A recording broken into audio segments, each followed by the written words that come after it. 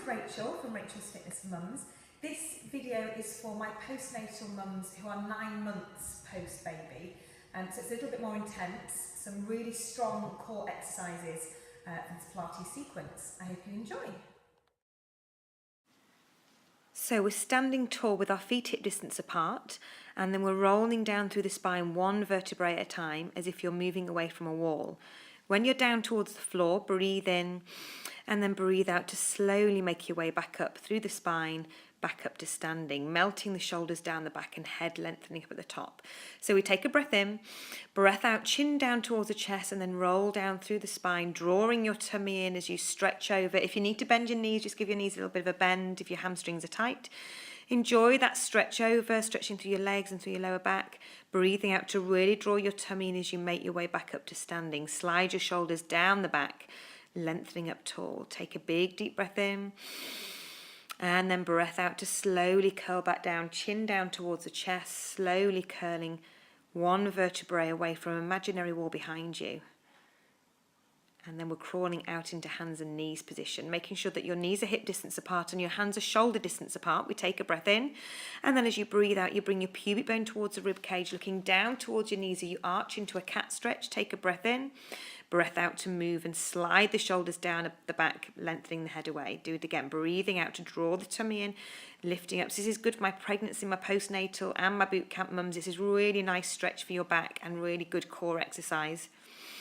Breathing in, breathing out to lift up, drawing navel towards the spine, stretching, dropping your head down towards the floor, and then relaxing back into that lengthened spine, sitting back into child's pose. Okay, now we're in plank position, going up into downward dog, where you push the hips back, pushing through your hands, taking the weight onto your legs rather than your shoulders. You breathe out to come forward into your plank, and then up into your downward dog. Breathe out to come forward, strong through the core, and then push into your downward dog as you breathe in. Big stretches for your calves, for your legs, and breathing in to come back. Breathing out to come forward because I want that connection with the abdominals, sliding the shoulders down the back. So doing this a few times to get that stretch. Then we're going to take the right leg up and place it in between the hands. Just shuffle it along if you need to. And then you're coming into a really nice stretch for your hip flexors. Big stretch up. And then you're taking the arms down and just hoisting yourself up into a lunge position. Hands onto the hips, or if you can, hands above your head. And then we're going for 10 lunges. Breathing out on every push up. So breathing in, breathing out, pushing through the standing leg. The front leg is doing the effort as you push back up to standing.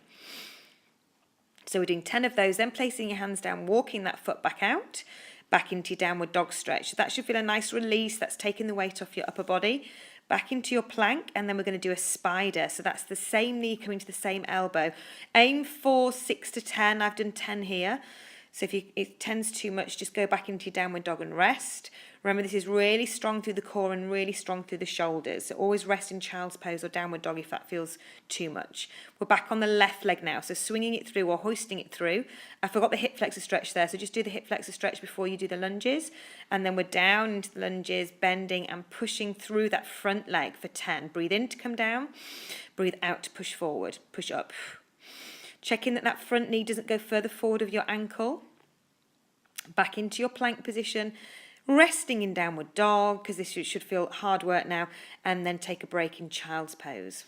So we're onto our backs now. We're going into a double leg tabletop. So draw the tummy in before you take one leg and then the second leg. As you extend one leg, you're breathing out to brace the tummy, pressing the lower back into the floor as you extend the leg. Notice I'm not doing it too low.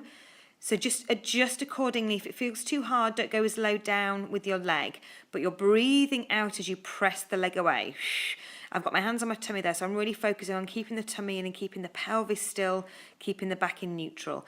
And then just to break, you have a little bit of a stretch there. One leg down at a time. Then we're going to our bridge. So one vertebrae peeling off the floor, one section at a time, checking that the rib cage stays in place, that we're not popping the rib cage up, and then melting down, back down onto the floor, one vertebrae at a time. As you breathe out, you curl back up again, pushing through the heels, through the toes. Your feet should be about hip distance apart, and then slowly curling back down through the spine. So we're doing about 3 of these just to warm up. Try and get your pelvic floor kicking in as well. So squeeze your pelvic floor as you lift up. And then we're trying to lift one leg without dropping the hips either side. So this is quite a tough exercise now. So try and lift one leg, keeping the hips steady. If that felt okay, you can then go into a leg drop for 3.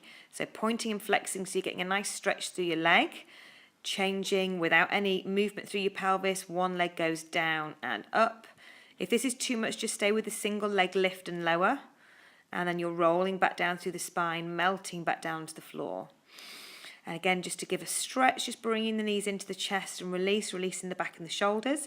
And then we do another set of leg extensions, but this time it's the 100. So you're pumping the arms from the shoulders, drawing the tummy in, and then we're going to extend one leg as you breathe out for 5, breathe in for 5 to bring it back. So 1, 2, 3, 4, 5, breathing in 2, 3, 4, 5, breathing out 2, 3, 4, 5 to extend the leg.